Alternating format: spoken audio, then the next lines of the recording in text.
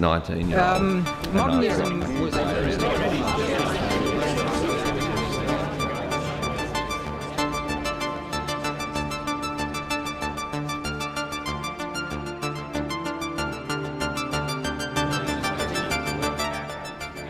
glad to be in Los Angeles right now as an art maker, as an artist.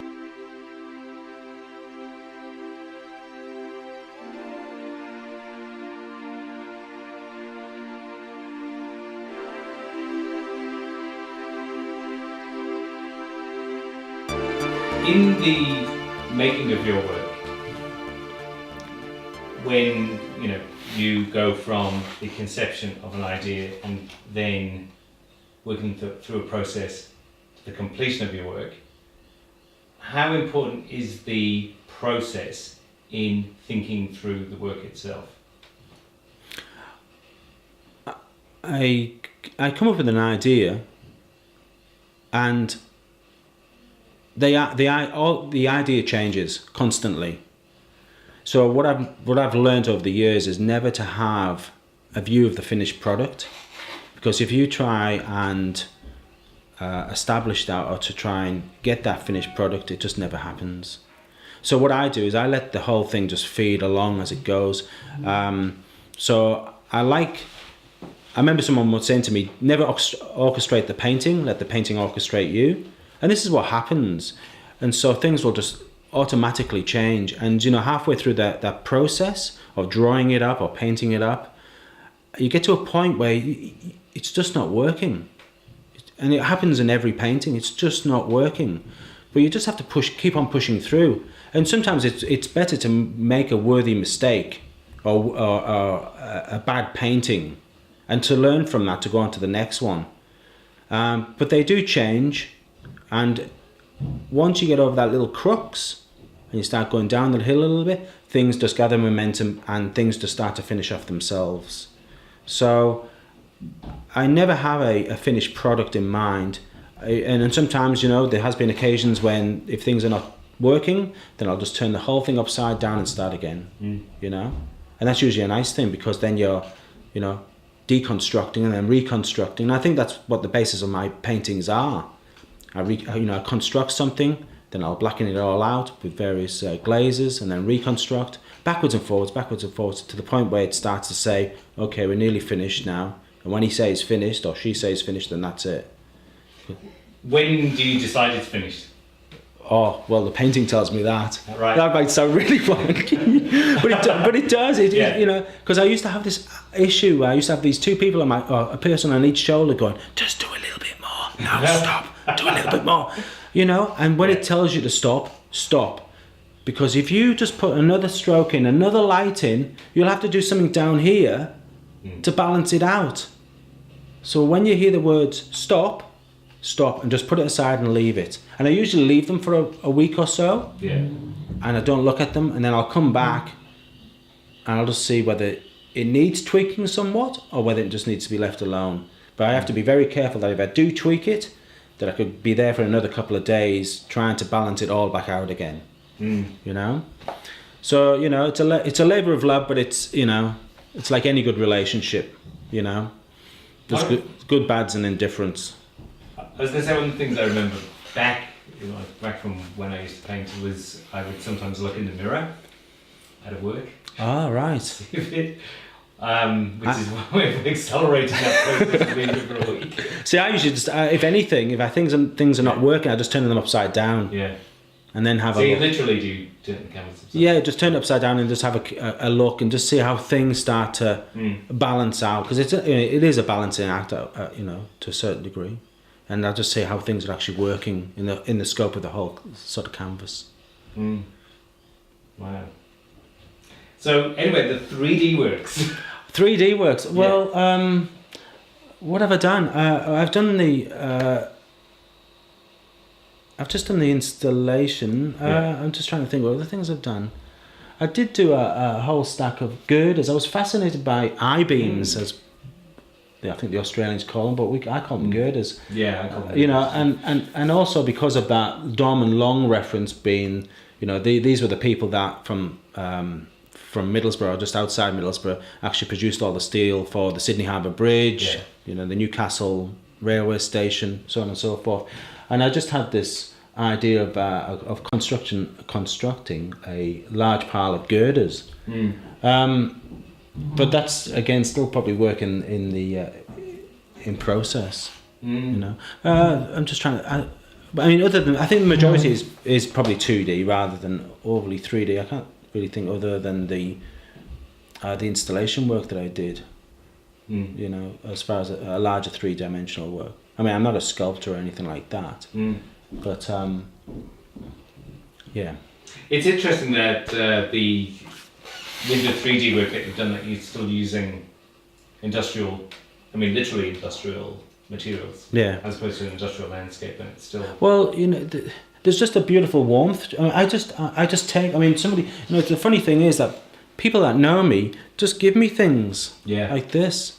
You know, and that's just the top of a soft drink bottle, which is obviously oxidized over the years, and I just find there's something beautiful. There's something warming in that coloration, in that palette. Yeah. And that reminds me of home. In a lot of ways, you know, good, bad, and again, indifferent. And I get these people that just give me things, just are wearing away. But I use them as, you know, as a library of information for work. I've noticed also you've got a stack of journals. So you often sketch. Yes.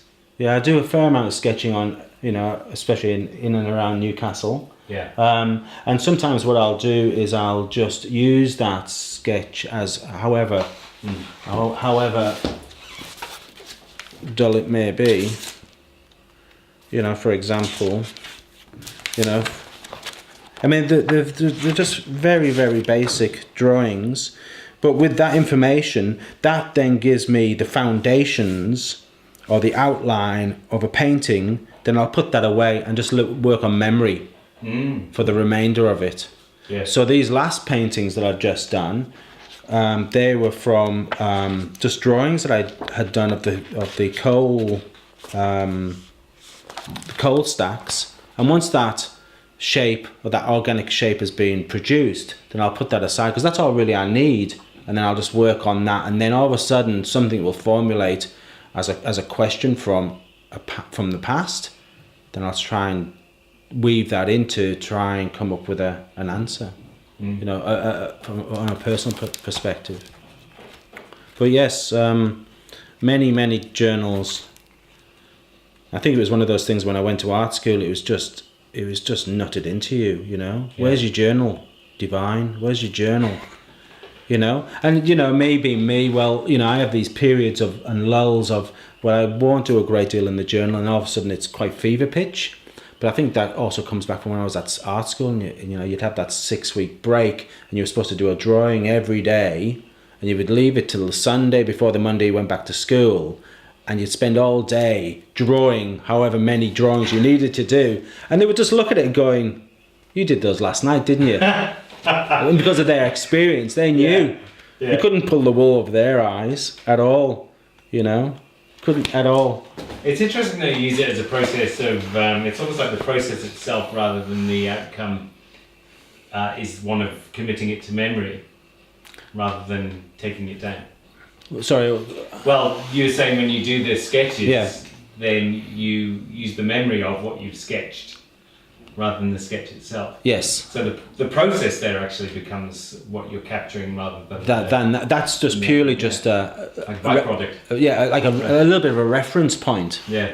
Because you know, sometimes if I draw the industrial landscape and I just drew it out in my head, I think it's better to have some sort of relationship between the buildings or the stacks or whatever. The rhythm just works much better rather than just literally just ploughing it out of your head.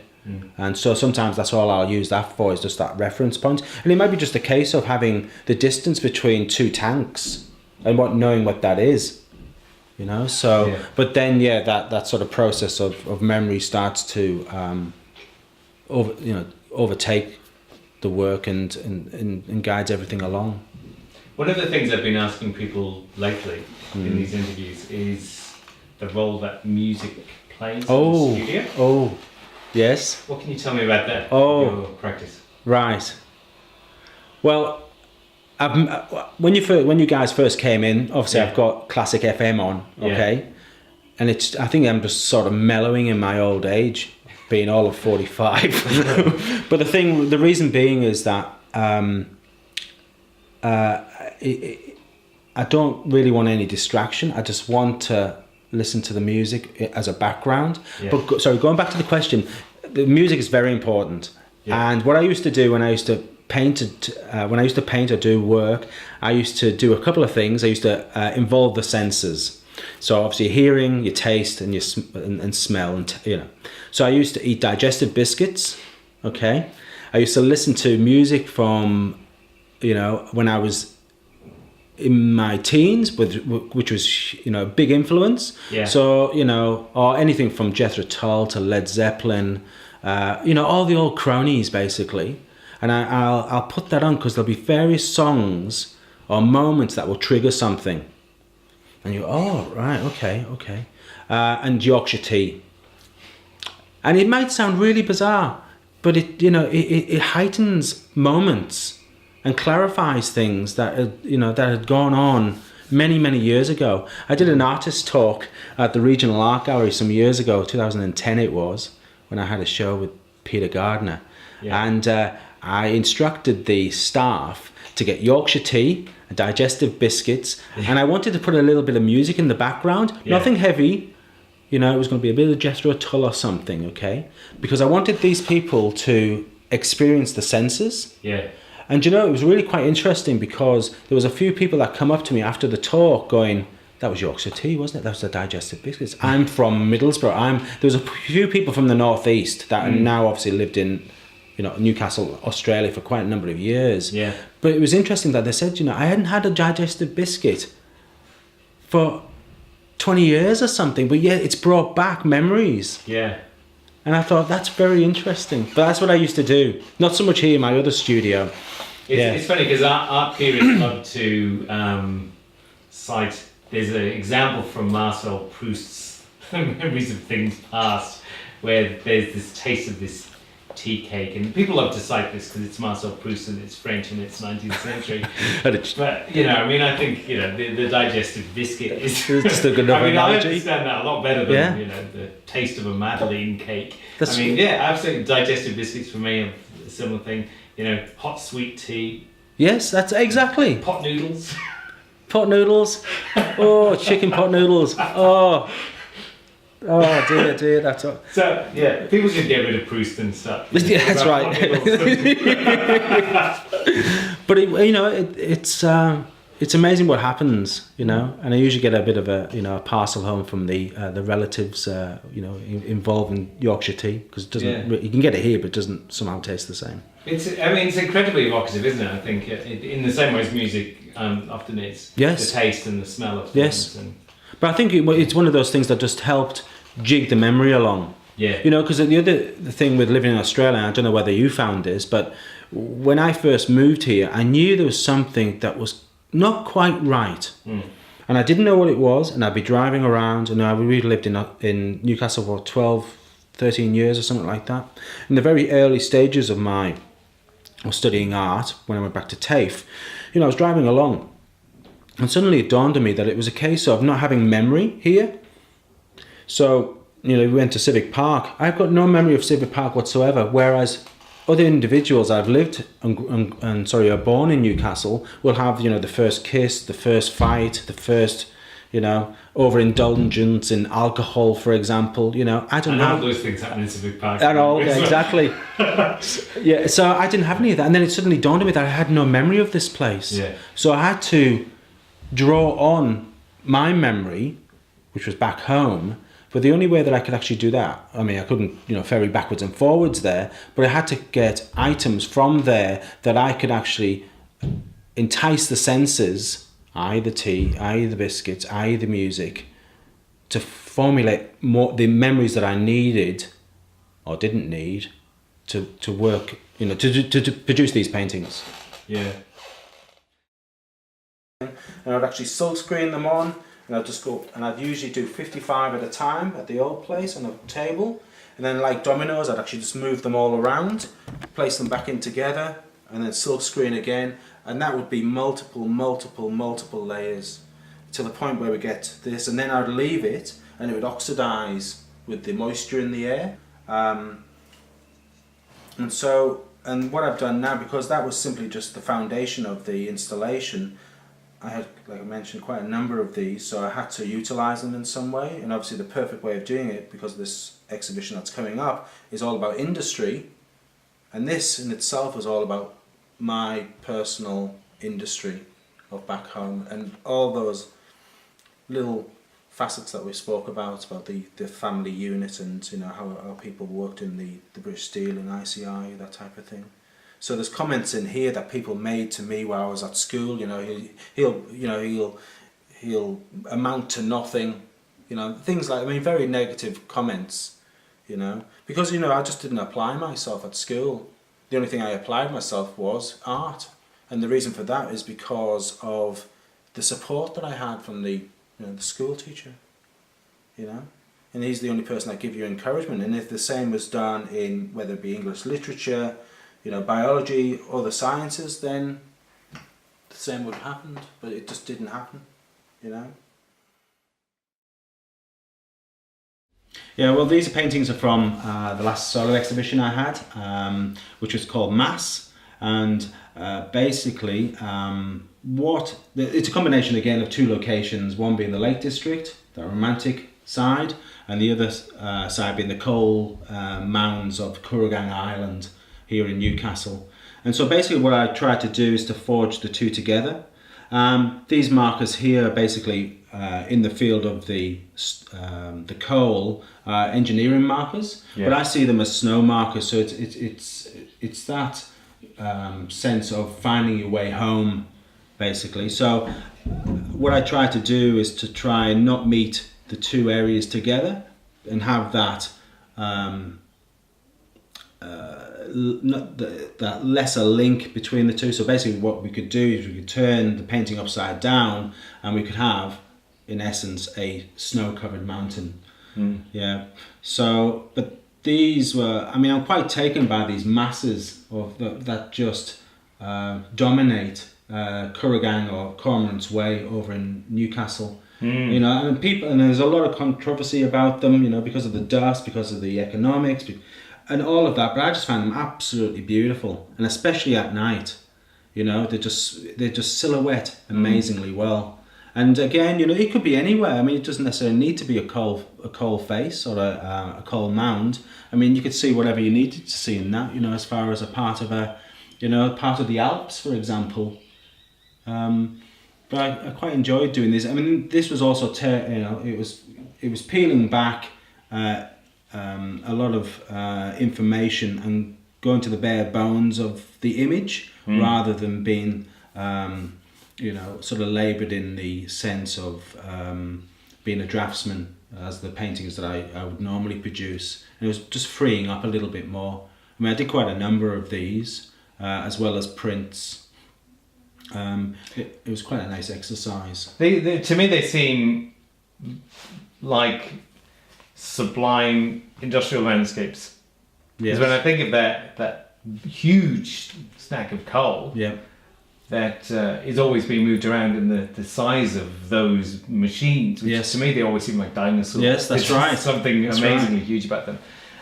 They are awesome, truly awesome scale.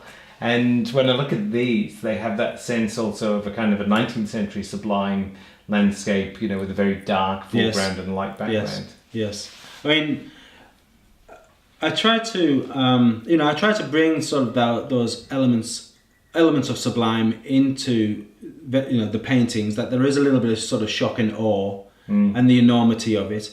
Like you mentioned, those things are absolutely, those are massive structures. And even when you're actually at the face of that, you just seem to be overwhelmed by it, and not so much that get that overwhelming sense with these particular ones, but I think if it was on a much larger scale, then I think you could get that sense. I mean, I've always wanted to, when they spray the coal mounds with the water and there's just that beautiful fine mist, I'd love to project dinosaurs onto it because of the coal, that link between the two. Yeah. Just as something a little bit different, which would be quite interesting, seeing these large, masses of dinosaurs doing that.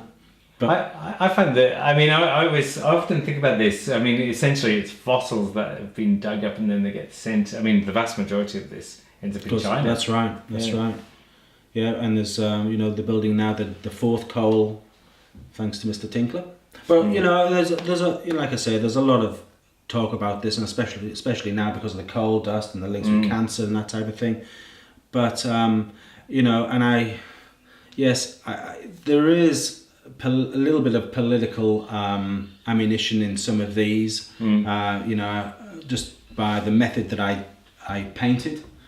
So in some cases I actually, put in a little bit of the coal dust itself. But this exhibition with Peter Tilley next, it's going to be centered around the economy or the production of coal, basically. So everything that we've been producing has some link to the coal fields of some description. Yeah. Good, bad, and... What's Peter doing for that exhibition? Well, he's pretty much, he's a sculptor, so he's been primarily looking at the historical side of the mining in Newcastle, where I've been sort of looking at the present. So what we've also been doing is collaborating on work, which I have some over here, that he will actually give me an object, or I will choose an object from his studio, and then I'll respond to that. And the same as what he's done as well. So he's taken some of my printing plates, for example, and responded to that. He's taken some of my paintings and responded to those. So he's basically made them his own. And all of them, if not all of them, are actually in some way linked to the coal. Right. That's an interesting way of working, isn't it, as well? I was a little bit... sort of taken back a little bit. I wasn't too sure what I'd actually produce. Yeah. Whose idea was that? Was it mutually? No, I think it was probably more Peter's. Yeah. And he's been wanting to work with me together and a collaborative for a while. Yeah. So we thought, well, we'll approach this gallery, we'll get a show together and just let the momentum, unfold. And this is probably some 6 months back when we actually went to Cook's Hill. So it's been really good. I found it difficult to begin with, to get my head around it. Yeah. But I just had to leave the items out. And every time I walk past them, something would just trigger, And I think a lot of them, it was literally the colour within the patinaed works that I'd actually respond with that particular palette. So, but he's produced some phenomenal works. And one of the beautiful things is that I just give him something and he produces something amazing.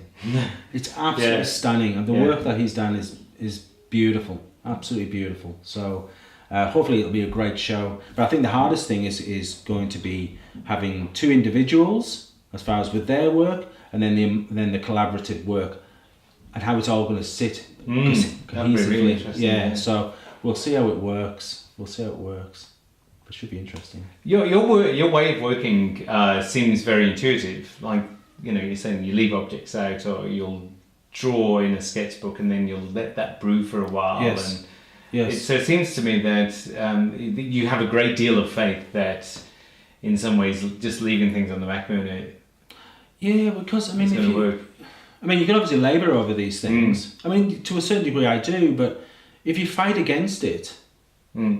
You're just going backwards, and so hence just let the thing do what it wants to do. And it might sound really sort of odd to say that, but the paintings that I've just finished, well, I wouldn't have thought that they actually looked the way that they do, and I'm very happy with them if I hadn't actually left them just unfold themselves, And that's why sometimes it's nice to paint halfway through a painting, turn the thing upside down and redo it again, because you'll get this beautiful effect of that underlying painting that might come through and just might change into something completely different, structurally wise.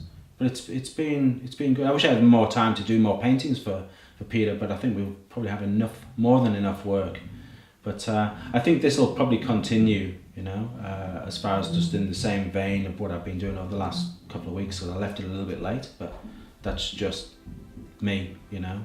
I can't work every day, I've just got to, you know, work under pressure. I think that's when the good work starts to, or I find as good work starts to evolve quite nicely. Thanks, Andy. Well, thanks for talking to pleasure. us today. That was great. Thank you. And good luck with the exhibition. Thank you very much.